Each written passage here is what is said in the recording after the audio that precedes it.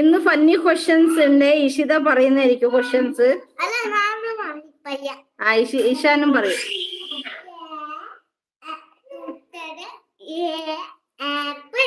A apple, പിന്നെ B ball. Okay,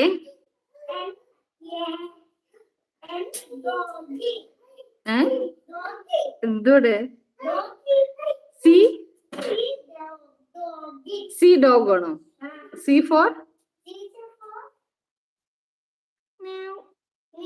എന്തത്? Cat. D four